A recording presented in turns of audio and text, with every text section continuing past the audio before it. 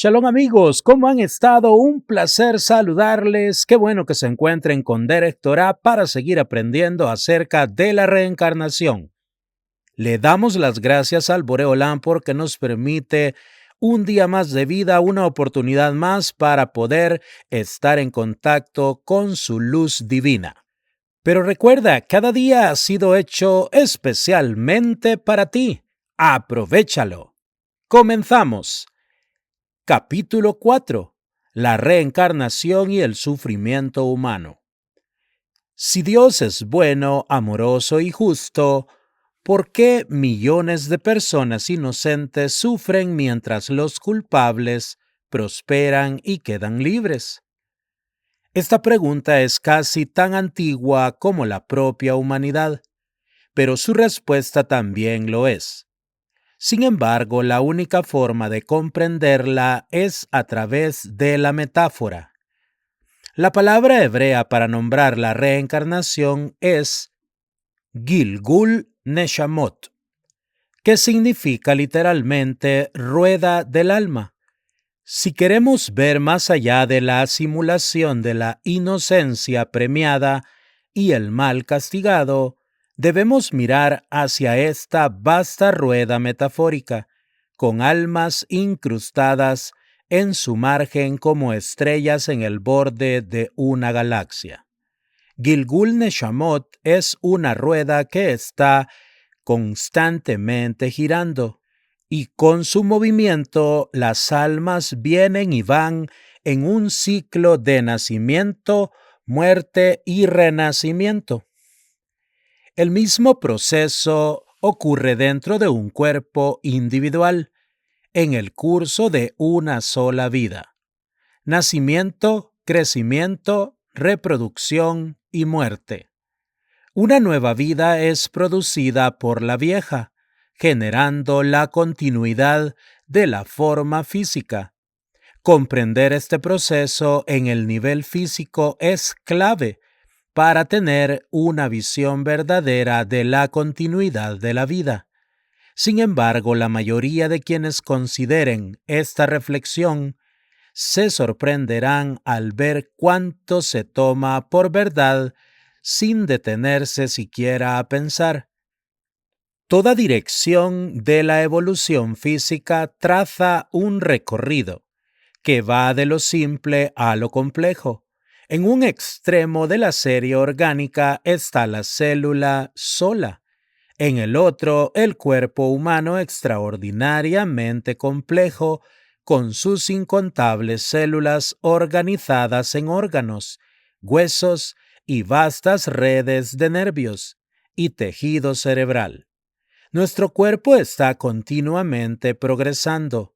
El cerebro de un bebé tiene escasa capacidad para estar plenamente consciente, pero a medida que crece, su mente se vuelve más formidable, no tanto por el incremento de altura o peso, sino en virtud de un fortalecimiento sostenido de la conciencia. Finalmente, en la edad avanzada, el poder de la conciencia vuelve a retroceder, hasta que al morir el instrumento de la conciencia, el cerebro, se destruye. Esta destrucción, sin embargo, no se extiende al alma ni a la propia conciencia. Solo el instrumento ha dejado de existir. La evolución continúa su proceso. Comprender esto es esencial para entender el concepto de la reencarnación. A través de la naturaleza, ciertos minerales se deshacen a fin de proveer alimento para las plantas. Estas, a su vez, son sacrificadas para alimentar animales, los cuales son sacrificados para provecho del hombre. Desde una perspectiva física, la naturaleza es poco más que un matadero. Por ende, y dado que la naturaleza se preocupa tan poco por los cuerpos físicos, es lógico preguntarse si existe algún propósito. Aún así, Algo en nuestro universo mantiene la continuidad en movimiento.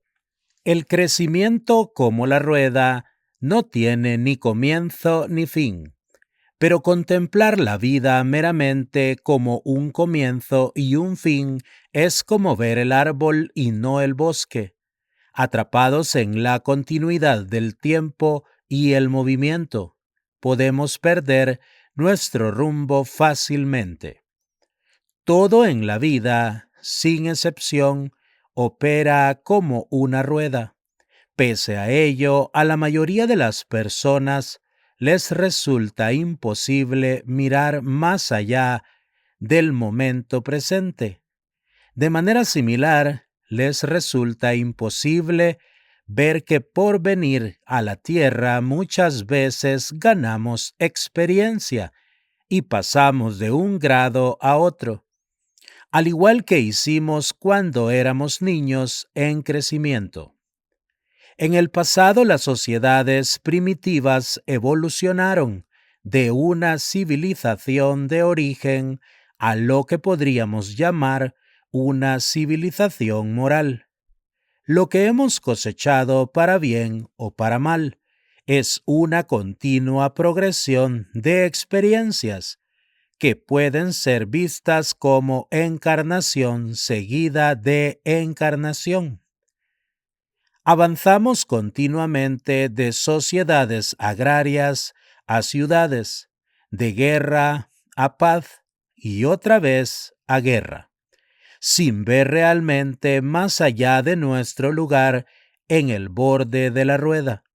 Aceptamos ciegamente el movimiento de la rueda que constituye nuestras vidas sin cuestionar nunca para qué gira. Pero una nueva era ha nacido y todo eso está por cambiar. Actualmente, en plena era de Acuario, las enseñanzas de la Kabbalah están disponibles para todos aquellos que tengan deseos de aprender.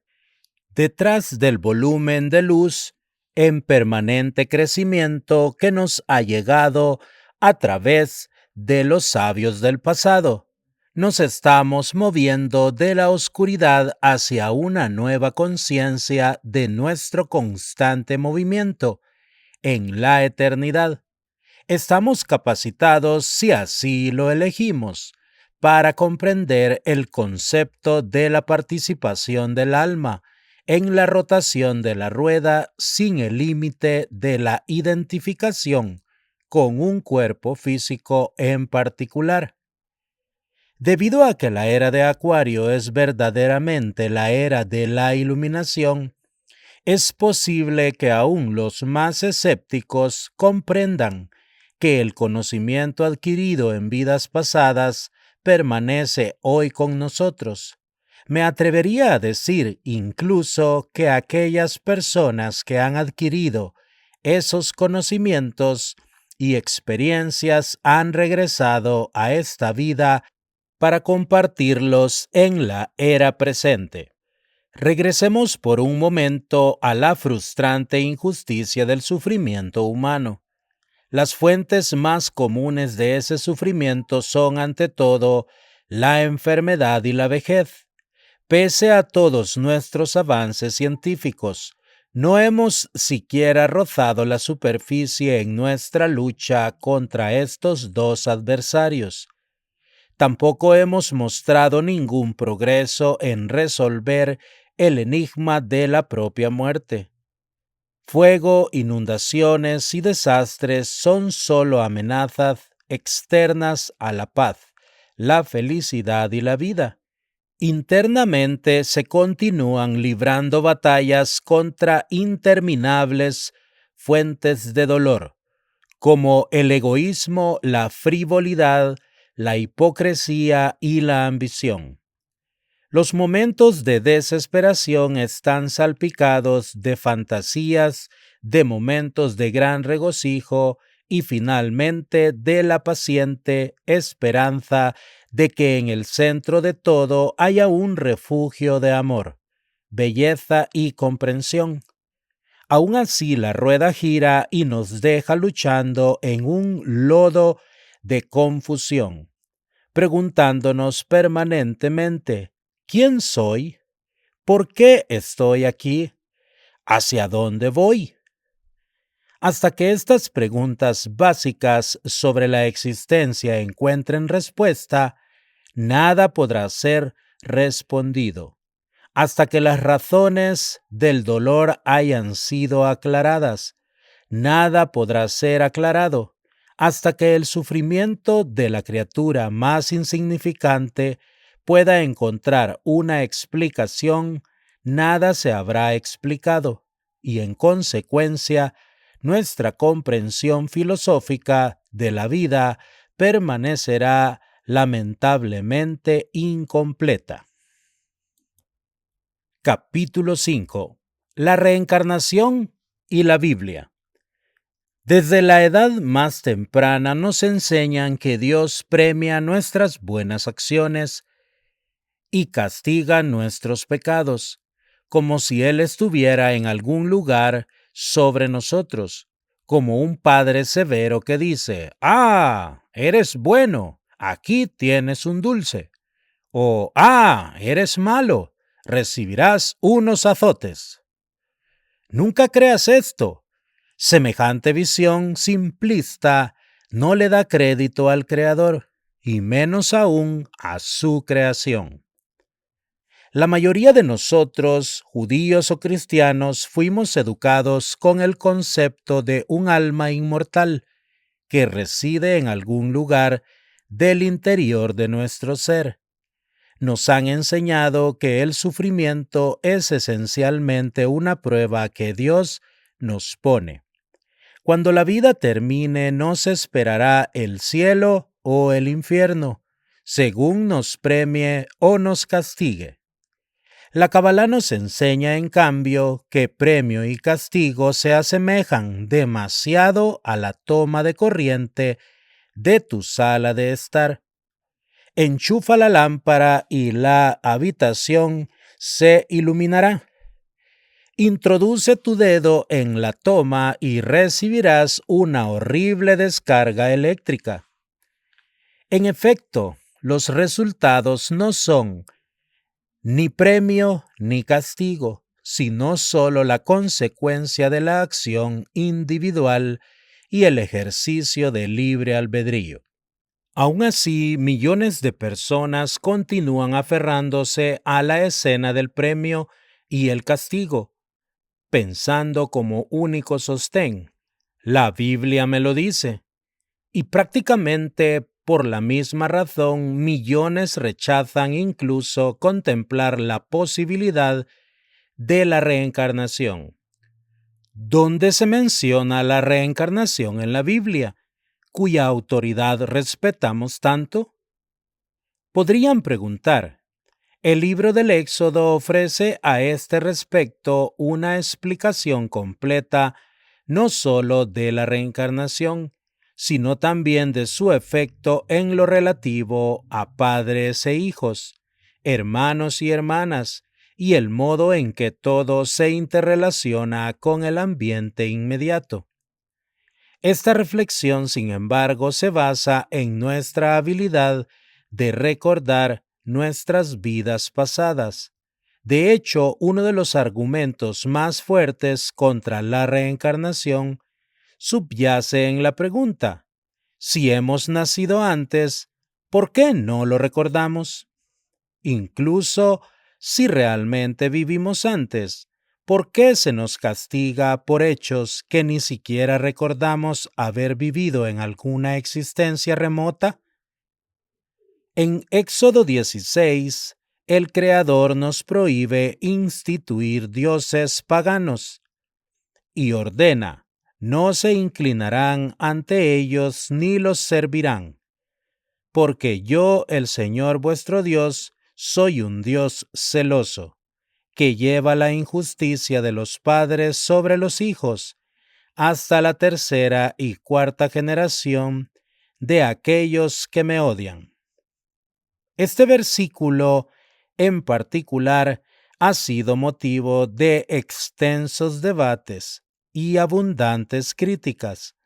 La polémica, por supuesto, se centra en la injusticia de castigar a las sucesivas generaciones por el pecado de un hombre o una mujer. Las leyes de la herencia, que han comenzado a comprenderse recientemente, a primera vista parecen favorecer una visión literal de este pasaje bíblico: el pecado de los padres transferido a los descendientes. A corto plazo, la ambición, por ejemplo, ha generado la polución de nuestro aire y nuestras provisiones de agua, y estos pecados han sido traspasados a nuestros hijos, a menudo a varias generaciones en el linaje, en forma de defectos de nacimiento y desórdenes congénitos. Sin embargo, existe una paradoja aparente en el desarrollo humano que la herencia no puede explicar. En el reino inferior de los animales existe poca dificultad para formular un sistema de ley de herencia. Los gatitos son virtuales calcos de los gatos. Los pájaros no precisan lecciones de vuelo para ver que sus plumas se han desarrollado. Solo el hombre es diferente. La frecuente y vasta diferencia de valores mentales y morales entre los padres y sus hijos parece ir bastante más allá de los límites establecidos por cualquier patrón genético. El versículo del Éxodo relacionado con los pecados del padre tiene una significación mucho más profunda. Lo que realmente expresa es que cuando un individuo es enviado a este mundo con el propósito de corregirse, debe completar esa corrección o de lo contrario regresará. La Biblia nunca quiso expresar que un inocente pagaría por los pecados cometidos por su padre, sino que el individuo que los cometió literalmente es el padre, que ha retornado en la tercera o cuarta generación para retomar la tarea de corrección donde la dejó. En resumidas cuentas, el individuo se transforma en su propio bisnieto o tataranieto. El gran cabalista Rav Isaac Luria enseñó que el número de veces que este ciclo se repite depende del alma individual. Si un alma vive una vida sin ningún progreso, se le permite regresar un máximo de 3 veces, momento en el cual el fracaso total supondrá el regreso de dicha alma al abismo. La traducción literal del Éxodo no menciona la palabra generación, y con esta supresión el significado del pasaje se vuelve más claro. Un hombre o una mujer pueden retornar 3 veces más, lo que da un total de 4 vidas. Si se realiza progreso en cualquiera de estas encarnaciones, no se le impone un límite adicional al número de reencarnaciones necesarias para completar la misión de corrección. Pero incluso si el progreso se lleva a cabo, el peligro de retroceder está siempre presente. Capítulo 6. La reencarnación en niveles inferiores. La Cábala nos enseña que si la carga del tikún, o sea, la corrección, es suficientemente pesada, un alma humana puede reencarnarse en el cuerpo de un animal, una planta o incluso una piedra. Aunque esta afirmación pueda parecer increíble, establecerá muchos misterios que han confundido al hombre desde sus primeros comienzos hasta el presente. También explicará mucho de lo que los psiquiatras han intentado describir en vano como enfermedad mental. Probablemente la reencarnación del alma de un asesino en un cuerpo humano no tendrá como resultado un grado mayor de criminalidad, pues el acto de arrebatar vidas es la máxima manifestación del deseo de recibir de un individuo. Por lo tanto, desde un punto de vista cabalístico, es posible que un alma de esta índole retorne al plano físico como un objeto inanimado, en el cual el deseo de recibir se ve reducido a su mínima expresión. En semejante infierno de confinamiento total, un alma sería capaz de desprenderse de las capas malignas de energía negativa, llamadas clipot, que la han cubierto, y en consecuencia se vería libre de la horrible tentación de matar. Sin embargo, no todos los que caen bajo el peso de sus crímenes se encuentran encarcelados en piedra, dependiendo de la gravedad del clipot que su energía negativa haya fabricado. También pueden retornar como animales o plantas, y al hacerlo dejarán rastros vívidos de lo que el folclore llama embrujos, especialmente en los meses de invierno, cuando los días son breves y la oscuridad es la regla. A menudo escuchamos historias sobre ruidos que emanan de objetos aparentemente inanimados o de árboles desnudos y sin hojas que parecen reflexionar con inteligencia malévola. Tómate estas anécdotas como cuentos de hadas o como auténticos fenómenos metafísicos, pero no descartes lo que en hebreo se conoce como ubar, un alma que se apega a los desprevenidos cuando el animal o la materia vegetal en la que se han encarnado es consumido. La historia reciente abunda en relatos de personas perfectamente racionales, incluso amables, que sin ninguna razón aparente se transforman inesperadamente en asesinos implacables y despiadados. Conozco a una mujer que ha sido admitida 2 veces en un centro psiquiátrico porque se sentía acosada por espíritus malignos. Puedo atestiguar que esta persona es tan normal como cualquiera considerada mentalmente sana. Si bien esta definición es en sí misma sospechosa, a mi juicio, entre el 70 y el 80% de los seres humanos despliegan en algún momento un comportamiento anormal. Y en la mayoría de los casos, un espíritu invasor del mal es la causa de origen. De hecho, los ritos de exorcismo podrían sanar a muchos más de los llamados enfermos mentales que todas las herramientas de la comunidad psiquiátrica combinadas, sean drogas o electroterapia. La historia de Shmuel Vital, el hijo del gran cabalista Jaim Vital, ilustrará muy bien este punto.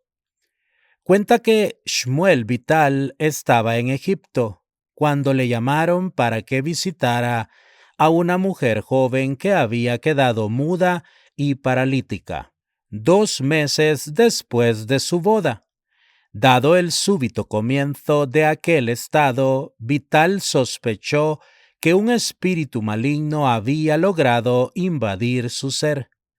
Repentinamente una voz masculina emanó de la mujer afligida. Se trataba del alma de un hombre que le había amado y que fue consumido por los celos cuando ella se casó con otro. Según dijo el hombre a Vital, esta era la razón por la cual había poseído a la mujer y la había dejado incapaz de actuar como esposa para su rival. Se convocó a un exorcista quien logró quitarle aquel espíritu poseedor y encerrarlo en una botella que luego enterró en la arena. Si la desafortunada mujer hubiera vivido en nuestros días, el destino que le habría esperado probablemente sería una vida de confinamiento en un centro psiquiátrico. Se puede encontrar respaldo bíblico adicional de la reencarnación en el versículo del Éxodo que afirma: Ahora estas son las ordenanzas que vosotros estableceréis ante ellos, si el hombre adquiriese un esclavo hebreo. Aparentemente, lo que sigue no es más que una lista de reglas que gobiernan la posesión y el tratamiento de esclavos, ordenanzas hoy irrelevantes, después de que la institución de la esclavitud, cuando menos en su sentido formal, fue abolida en casi todas las naciones de la tierra. Pero el término esclavo en el versículo citado es solo una metáfora referida a una vasija que contiene, y por lo tanto revela el modo en que las almas retornan a este mundo. Tal esclavitud no es más que la de cada ser humano respecto de la energía de su cuerpo físico. Se necesitaría otro libro completo para detallar los pormenores de aquel pasaje del Éxodo. No obstante, estos se hallan extensamente comentados en el Zohar. En resumen, el pasaje nos dice que las almas serán juzgadas de acuerdo con los pecados cometidos en una vida anterior, y que las reencarnaciones se sucederán hasta que todos aquellos pecados sean corregidos. Amigos, hasta aquí la lectura de este día. Este tema de la reencarnación es especialmente fundamental para entender ciertos aspectos de nuestra vida que no comprendemos hoy en día. Hashem bendiga la obra de sus manos, el Boreo Olam mande Parnasá Tová a sus mesas, tanto espiritual como materialmente, y que Hashem nos permita estar una vez más reunidos para seguir aprendiendo de su divina palabra. Hasta la próxima con la ayuda del Boré Olam.